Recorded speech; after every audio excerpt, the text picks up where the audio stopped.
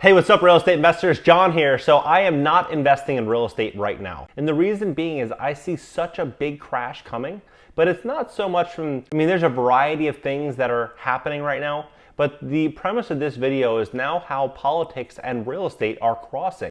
They're like this. They're married now. And years ago, it wasn't like that. Yes, there was rent control and there was issues in certain democratic states, of course. But now what's happening politically is so concerning. Let me give you an example. So I just got the phone with my friend. He's worth over $30 million, long track record of success. He invested in a democratic state, and he is not investing either. Not investing. He is telling me about the new rules that are coming to his state, saying how ridiculous it is. And he's actually selling properties. He already sold over $2.5 million worth of properties, and he's selling more. And he's going to continue selling until the elections. And he's going to stack as much cash as possible, and he might move to a different state. So if he's thinking that way, and I'm thinking that way, who else is thinking that way? A lot of people. We were talking about what's happening now in Seattle, which is so concerning. He sent me a letter from the Seattle Police Department that is going to have such a huge impact on real estate values in Seattle. And I'm going to share with you what is going on in Seattle here, so you have kind of an overview of at least what's happening there. And then you ask yourself that million-dollar question: could what's happening in Seattle come to your state? It might sound far-fetched, but if you look at what's happened so far in 2020, you would have never predicted this 6 months ago. So these are things that we have to take into consideration now, because real estate, politics, they're married now. Pay attention to what's happening politically, because it will greatly impact your real estate investment going forward, whether we like it or not. That's just the reality. So that being said, smash that like button, drop your comments below, and subscribe. If you're a new subscriber, drop it in the comments, and I'll personally welcome you to the channel. And also, I was involved in a hit and run in Los Angeles just a couple days ago. Hit and run. This lady came, smashed the back of my brand new Tesla, then booked it. I got a license plate, called the cops, and I'll share that video in here too. And 4 hours later, cops still did not show up because of the defunding of the police. They had little cops available, and the crime has picked up a lot. So crime's picked up, and this was a low priority call. They just never showed up. So that's the reality. We're going to be facing into a whole new normal, and it'll be very interesting to see how real estate investing goes in the future in these democratic states. All right, guys, let's begin. All right. Let's look at this letter from the Seattle Police Department dated July 24th, 2020. Dear business owner and or resident, please know that the Seattle Police Department is committed to addressing life safety incidents and calls for service and responding to ongoing demonstrations and unrest in the city. Please also know that the City Council Ordinance 119805 crowd control tool goes into effect this weekend on Sunday, July 26, 2020. This ordinance bans Seattle police officers the use of less lethal tools, including pepper spray, that is commonly used to disperse crowds that have turned violent. Simply put, the legislation gives officers no ability to safely intercede to preserve property in the midst of a large violent crowd. It is important to bring to your attention that yesterday I sent the City Council a letter ensuring them that as the Chief of Police, I have done my due diligence of informing them of numerous times of the foreseeable impact of this ordinance on upcoming events. This letter is attached for your reference.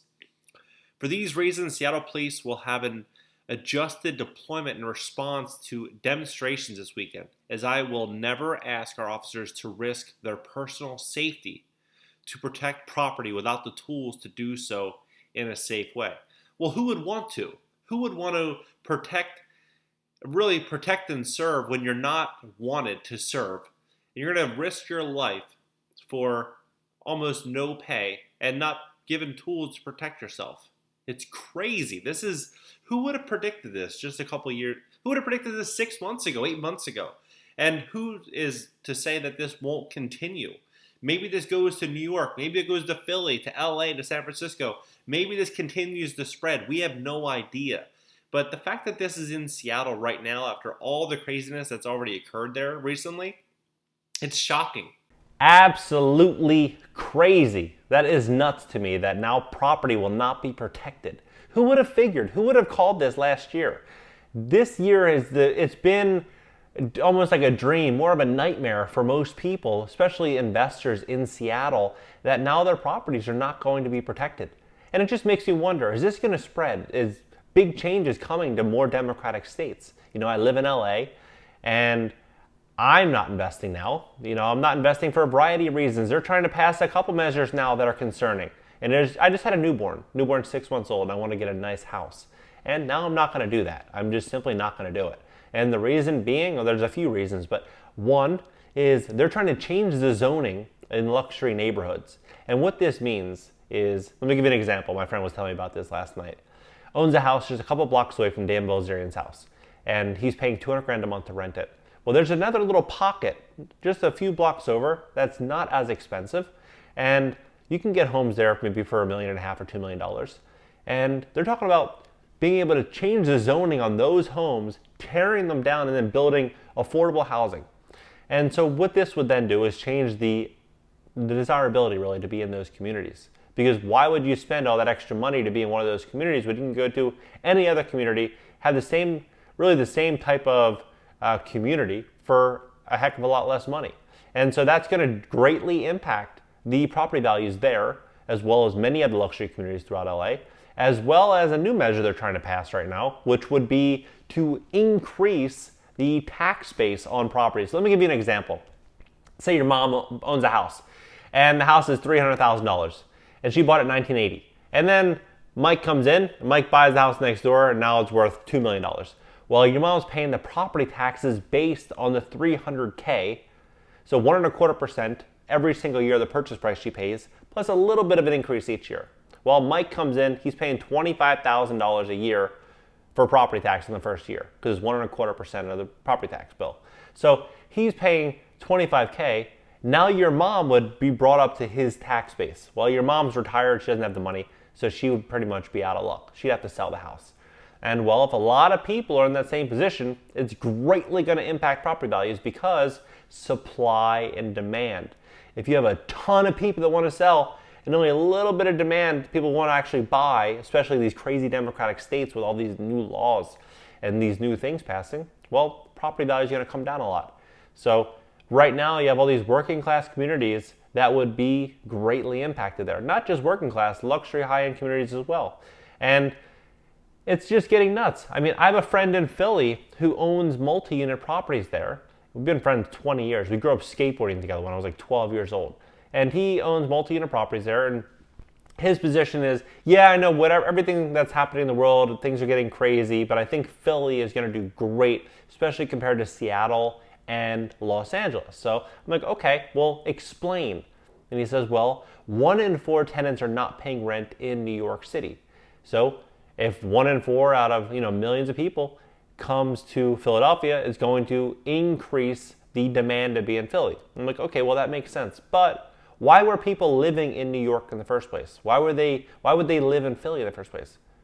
Well, for schools, for jobs, for bars, restaurants, socializing, social life. They want to be around people. They want to paying the premium because they want to be around people. Well, if all that stuff is closed, if colleges are closed in the fall, if jobs with now social distancing, most of them can be done remotely from home, and you can only get takeout at restaurants and bars are basically closed, what is the demand to be in the city in the fall? I'm not saying long term. Long term, the city is going to be the city and people always want to be there. But on the short term, why would people live in the city if they don't have an advantage to actually live in the city? If the advantage is falling. And in democratic states, even Philly is getting hit hard. Landlords, the eviction process has changed big time due to what's happening right now. Just so much is happening. It is unfathomable. It's I would have never predicted this. And this is a great lesson on leverage and why you should never overextend yourself. Because the people that are overextending themselves and that are overextended now are going to learn a huge lesson. So that being said, my advice to you, if you are planning on investing and you live in one of these blue states, I want you to study your laws more than ever before. I want you to pay attention to what's happening politically. I want you to really focus and see if the power is shifting away from the landlord and to the tenant and state. Because if it is, you need to factor in that new risk that you're assuming as the landlord. Things are changing so fast right now that just because something was worth something last year or 7 months ago or 6 months ago does not mean that it's worth that 6 months from today. That being said, factor in all of your risk, factor in everything. Be a conservative investor and make smart decisions, because if you do, you will live a completely different life. We're going to see so many investors go belly up and lose everything over the next 12 to 24 months. That's not a question, that's a fact, that's definite. We're going to see so many people lose everything. And a lot of it is going to be due to what's happening in the world right now, but also how the politicians are handling and managing what's happening right now and who they're delegating all that new responsibility on. And that's going to be onto the landlord. So that being said, I'm not going to be investing in Los Angeles right now or a blue state. I'm going to be sitting tight, paying attention, seeing what laws and ordinances pass, and probably waiting until after the elections, because I think there's just so much going on in the world right now and so much that could still happen before the end of the year that it's making me measure the risk and reward for waiting. So that's what I'm going to be doing. What are you going to be doing? Are you going to be investing now or are you going to wait? Drop it in the comments below. Smash that like button. Subscribe. If you're a new subscriber, drop in the comments that you are a new subscriber. I will respond and personally welcome you to the channel. All right, guys, until next time. Florence. Was she white, black, This way.